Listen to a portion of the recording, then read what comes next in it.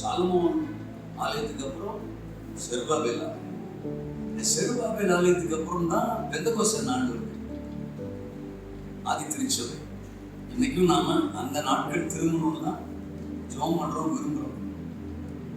அப்ப அந்த ஆதி திருச்சபை விசுவாசிகள் காலத்துல எந்த வசனம் நிறைவேற்றப்பட்டுச்சுன்னா சொல்றாங்க, யோவேல் 2:28. அதுல கூட கடைசி நாட்களில் மாம்சமான யாவர் மேலும் என் ஆவியே, அந்த வசனம் தான் அப்போஸ்தலர் நாட்கள்ல நிறைவேறிச்சா. அதனாலதான் ஆவியானவர் ஊற்றப்பட்ட அன்றைக்கு அப்போஸ்தலர் 2ஆம் அதிகாரம் 17ஆம் வசனத்துல பேதுரு அதை கோட் பண்ணுவார். இது யோவேலால சொல்லப்பட்ட வசனம் இப்ப என்ன செஞ்சிருக்கு, நிறைவேறிருக்கு. மாம்சமான யாவர் மேலும் ஆவியை ஊற்றுமேன்றதால அது நிறைவேறிருக்கு. அதுக்கப்புறம் உங்களுக்கு எல்லாம் தெரிஞ்சிருக்கும், 20ஆம் நூற்றாண்டின் ஆரம்ப காலத்துல தோதரம் அமெரிக்காவுல தோதரம் அசூசா ஸ்ட்ரீட்ல பரிசுத்த ஆவியானவருடைய அபிஷேகம் ஊற்றப்பட்டுச்சான் பல நூற்றாண்டுகளுக்கு பிறகு. அப்ப அவங்க என்ன வசனத்தை சொல்லி ஜெபம் பண்ணாங்கன்னா, சகரியா 10:1 வச்சு ஜெபம் பண்ணாங்க. பின்மாரி காலத்து மழைக்காக வேண்டிக் கொள்ளுங்கள் அப்படின்னு இருக்கு இல்லையா. ஆண்டவரே, நீங்க முன்மாரிய பெந்தெகோஸ்தே நாள்ல ஊத்திட்டீங்க, பின்மாரிய எங்க மேல ஊத்துங்க, அந்த சகரியா 10:1 சபையில ஊற்றப்படணும் அப்படின்னு சொல்லி ஜெபம் பண்ணாங்க. அந்த ஜெபத்தை தான் கர்த்தர் கேட்டு அந்த அசூசா ஸ்ட்ரீட்ல பரிசுத்த ஆவியின் அபிஷேகத்தை ஊத்துனார். நீங்க ஆமீன் அடுத்த வாரம் கூட சொல்லலாம், ஆராய்ச்சி பண்ணி இது கரெக்டா நீங்க போய் செக் பண்ணிட்டு அதுக்கப்புறம் ஆமீன் சொல்லுங்க, மறந்துடாதீங்க என்ன. சரி, அப்ப அந்த அசூசா ஸ்ட்ரீட்ல அந்த வசனத்தின்படி ஆவியானவர் ஊற்றப்பட்டார். அந்த சகரியா 10:1 கிட்டத்தட்ட 100 வருஷம் அந்த அபிஷேகத்தின் தாக்கம் சரித்திரத்துல மாற்றங்களை கொண்டு வந்துச்சுன்னு சொல்றாங்க. ஆமெனா? இப்ப பொதுவா என்ன வசனத்தை சொல்லி ஜெபிக்கிறாங்க அப்படின்னா, பொதுவா மற்ற பிரதேசங்கள்ல மற்ற இடங்கள்ல ஆவிக்குரிய சபைகள்ல சோதரம் இப்ப என்ன வார்த்தையை சொல்லி எழுப்புவதற்காக ஜெபிக்கிறாங்க, ஆவியானவர் ஜெபிக்க சொல்றாரு அப்படின்னு ஒரு தேவ மனுஷன் மூலமா சொல்லப்பட்ட வார்த்தையை சொல்றேன். முன்மாரி பெந்தெகோஸ்தேல முடிஞ்சிட்டு, பின்மாரி அசூசா ஸ்ட்ரீட்ல முடிஞ்சிட்டு. அப்ப நாம இன்னைக்கு எதுக்கு ஜெபிக்கிறோம் அப்படின்னா, ஓசியா 6ஆம் அதிகாரம் 3வது வசனம். அத ஸ்கிரீன்ல போடுவீங்களா? சொல்லிட்டீங்களா? 6:3 எடுக்கலாம். 6:3 அங்க போட்டா எழுத வேணாம், சண்டை போட்டா அங்க பார்த்து படிக்கும். அப்பொழுது நாம் அறிவடைந்து கர்த்தரை அறியும்படி தொடர்ந்து போவோம். அவருடைய புறப்படுதல் அருளோதயம் போல ஆயத்தமா இருக்கிறது. அவர் மழையை போலவும் பூமியின் மேல் பெய்யும், முன்மாறி பின்மாரியை போலவும் நம்மிடத்தில். ஏதாவது புரியுதுங்களா? பெந்தெகோஸ்தே நாள்ல முன்மாறி, அசூசா ஸ்ட்ரீட்ல பின்மாரி. இந்த கடைசி கால எழுப்புதலுக்கு முன்மாரியும் பின்மாரியும் சேர்ந்து பரிசுத்த ஆவியானவர் ஊற்றப்பட போகிறார். இதை சொல்லிதான் இப்ப ஜெபம் பண்றான். அல்லேலூயா சொல்லுங்க. அதனாலதான் இந்த முந்தின ஆலய மகிமையை விட பிந்தினாலய மகிமை அப்படின்னு சொல்லும்போது, சாலமோன் ஆலய மகிமையை விட செருபாபேல் ஆலயத்தின் மகிமை பெருசு. செருபாபேல் ஆலயத்தின் மகிமையை விட பெந்தெகோஸ்தே நாள்ல ஊற்றப்பட்ட மகிமை பெருசு. பெந்தெகோஸ்தே நாள்ல ஊற்றப்பட்ட மகிமையை விட அசூசா ஸ்ட்ரீட் அபிஷேக மகிமை பெருசு. அசூசா ஸ்ட்ரீட் மகிமையை விட இந்த கடைசி காலத்துல கர்த்தர் எழும்பி தமது ஆவியை கொண்டு செயல்பட போறாரு. அந்த மகிமை எல்லாத்தையும் விட எவ்வளவு ஒரு கற்பனை கட்டாத ஒரு ரிவைவல் நம்ம கையில ஒப்பு கொடுக்கப்பட்டிருக்கிறது. அப்படிப்பட்ட அபிஷேகத்தை நாம சுமக்கிறோம்.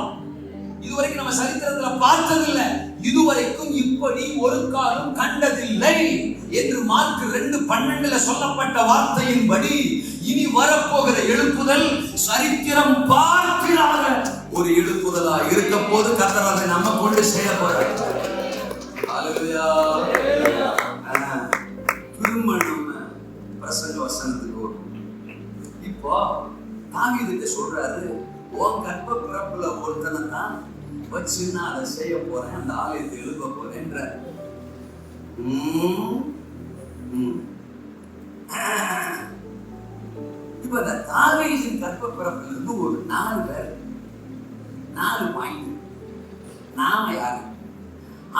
தெரிஞ்சுக்க போறோம். எல்லாம் ஏற்கனவே பிரசவம் பண்ணாதான். நான் என்ன புதுசா பேசிட போறேன்? புதுசா பேசினா கள்ள போதம் தான் பண்ணணும். இல்லையா சொல்லுங்க. எனக்கு கள்ள போதம்லாம் தெரியாது. 4 பேர். ஒருத்தன் அம்னோன், இன்னொருத்தன் அப்சலோம், இன்னொருத்தன் அதோனியா, 4வது சாலமோன். ஒரு சிலர் என்ன பார்க்கறத பார்த்தா 2 கோணத்துல நான் புரிஞ்சுக்கிறேன். இவன் என்ன தப்பா சொல்றாங்கிற மாதிரி ஒரு சிலர் பார்க்கறாங்க. ஒரு சிலர் தாவீதுக்கு இப்படி பிள்ளை இருந்தாவளோ அப்படிங்கிற மாதிரியும் பார்க்கறாங்க. எப்படி பார்த்தாலும் சந்தோஷம் எனக்கு இல்லை. பைபிள் படிங்க. அல்லேலூயா சொல்லுங்க. நம்மளை கொண்டுதான் இந்த எழுப்புதலை கொண்டு வரணுங்கிறது தேவை திட்டம். நாம் ராஜாவின் ஊழியக்காரர்கள், தேவனுடைய குமாரர்கள், ராஜகுமாரர்கள், ராஜகுமாரத்திகள். கடைசி கால ஆலயத்தை எழுப்பும் அந்த ராஜகுமாரன் யார்? அதான் என் பிரசங்கத்தின் தலைப்பு. பிரசங்க தலைப்பு இப்பதான் சொல்றேன். நீ நல்ல சொல்லுங்க. அப்பா, கடைசி கால ஆலயத்தை எழுப்பும் அந்த ராஜகுமாரன் யார்? அந்த ராஜகுமாரத்தி யார்? யாரை கொண்டு இந்த கடைசி கால எழுப்புதல்? அந்த ஆலயம் ஏசாயா 2:2 சொல்லப்பட்ட அந்த ஆலயம், மீகா 4:1 சொல்லப்பட்ட அந்த ஆலயம். யாரை கொண்டு?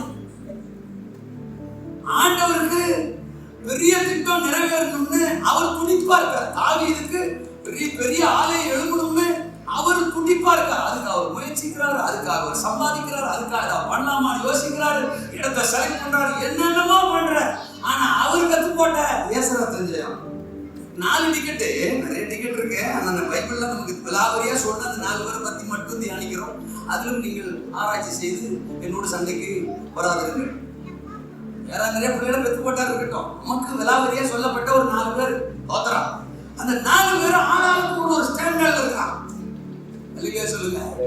அழைக்கப்பட்ட ஊழியர்கள் ஆளாளுக்கு ஒரு ஸ்டாண்டர்ட்ல இருக்கிறார். அப்பாவுக்கோ ஆலயம் எழுப்பணும்னு தரிசனம். பரலோக தேவன் சொல்லிட்டாரு, உன் மூலம் எல்லாம் உன் பிள்ளைங்க மூலம்ட்டாரு. பிள்ளைகளை தேடுறான். யாரா இருக்கும்னா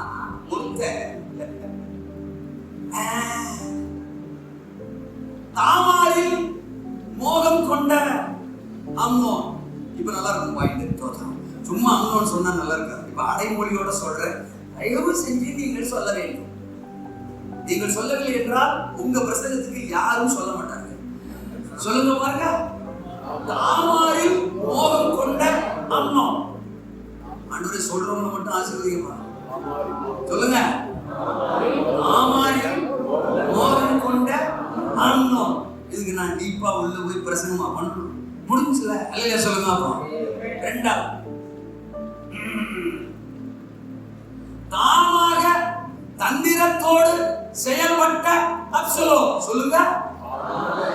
தாமாக தந்திரத்தோடு செயல்பட்ட அப்சலோம்.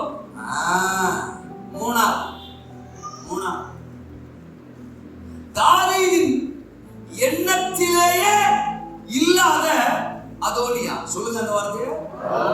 தாவீதின் எண்ணத்திலேயே, சிந்தையிலேயே இல்லாத அதோனியா. அதோனி இல்ல, அதோனியா. அல்லேலூயா சொல்லுங்க. கடைசியா தகப்பனுக்கு அன்பாயிருந்த சாலமோன். சொல்லுங்க. தகப்பனுக்கு அன்பாயிருந்த சாலமோனாலே அவன் மேல் கர்த்தர் அன்பாய் பிரியமாயிருந்தார். ஆமென் சொல்லுங்க. அப்போ இந்த சாலமோன் வச்சுதான் ஆலயம். சரி, இப்ப நம்ம ஒன்னா லைட்டா பார்த்துட்டு வந்துருவோம். கர்த்தருக்கு சோதனை. ஆமென் இல்லையா? இல்ல எனக்கு மஞ்சள் சொல்றது சரிக்கா.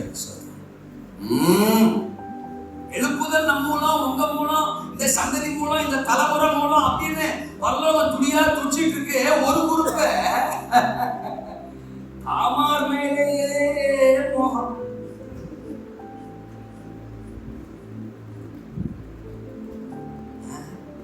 இவன் ஒருவேளை நம்மளதான் சொல்றானோ அப்படிங்கிற மாதிரி எண்ணம் உங்களுக்கு வந்துச்சுன்னா நீங்க தான். உங்களுக்கு அந்த எண்ணம் வருது. அல்ல சொல்லுங்க. அப்பா, இது யாருக்கோ சொல்றாருங்கிற மாதிரி உட்கார்ந்து இருந்தா பிரச்சனை இல்ல. இந்த பாயிண்ட் வரும்போது முறைக்கவும் கூடாது. முறைச்சா எனக்கு என்ன தோணும்னா கன்ஃபார்ம் ஆகுறோய், கரெக்டா கனெக்ட் ஆகுறோய் அப்படி தோணும். ஒரு என்கேஜ்மெண்ட் ஆகும். சில சமயம் நம்ம டச் பண்ணா கூட ஆமென் அல்லேலூயா அப்படின்னு சமாளிச்சுட்டே கேட்கணும்.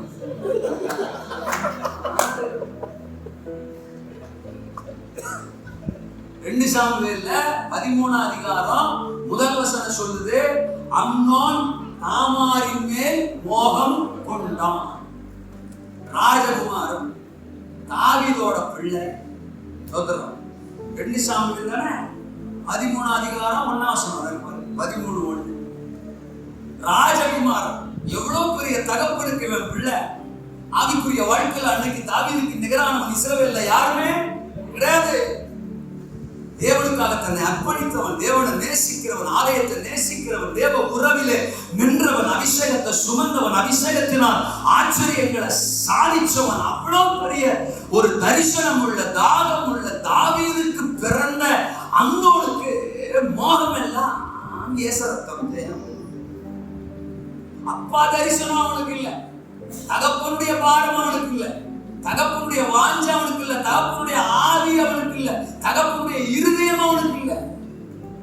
நான் பெற்ற பிள்ளையாடா நீ அப்படின்னு தாவீது கேட்கிற மாதிரி, என் பிள்ளைன்னு சொல்றேன் உனக்கு வெக்கமா இல்ல அப்படின்னு தாவீது அம்னோனை சொல்ற மாதிரி, ஏண்டா என் பேரை கெடுக்கிறதுக்குன்னே இப்படி சுத்துற அப்படின்னு தாவீது சொல்ற மாதிரி நல்லா பேசுறாங்க. நம்மள சொல்ற மாதிரியே இருக்கு. இடையில தாவீது உள்ள சொல்கிறான்டா. அதுல சொல்லுங்க, புரிஞ்சா சோத்துறவரான, புரியலன்னா இன்னொருக்கா சொல்றவரான யாரு? நான் அழைக்கப்பட்டவன், நான் ஊழியக்காரன், அபிஷேகம் பண்ணப்பட்டவன், நான் பியூர் பெண்டிகாஸ்ட், நான் பாஸ்டர், நான் ரெவரண்ட், நான் பிஷப். ஆனா தாகம் மோகம் எல்லாம் சிங்கிச்சான். பச்சை கலர சிங்கிச்சான், ஏதாவது ஒரு சிங்கிச்சான். ஒருவேளை ஒரு வாலிப ஊழியக்காரருக்கு தான் சொல்லுவாரோ அப்படின்னு சில தப்பா தவறா நினைக்க வேண்டாம். 20க்கும் அதுதான், 60க்கும் 20 கூட பரவாயில்ல, 60 தான் இன்னைக்கு பயங்கரமா இருக்கு. சோத்திரம். நம்ம பலவீனத்தை நல்லா அறிஞ்சு வச்சிருக்கிறான் பிசாசு. அந்த வட்டத்துக்குள்ளே நம்மளை போட்டு போட்டு போட்டு போட்டு சிலருக்குலாம் 30 வருஷம் ஒளிய முடிஞ்சு வச்சு, சிலருக்கு 40 வருஷம் ஒளிய முடிஞ்சு வச்சு. கேட்டா அந்த ஒத்த ஆத்மா மேல மட்டும் பாரு. சிஸ்டர் சிஸ்டர் சிஸ்டர் யார் சொன்னாயா ஒத்த ஆத்மான்னு? அந்த சிஸ்டர் மாதிரி 4 சிஸ்டர் வச்சிருக்கீங்க அப்படின்னு சொல்ற ஆளுகளும் இருக்கிறாங்க. அவங்க திறமைக்கு தகுந்த மாதிரி என்ன பேச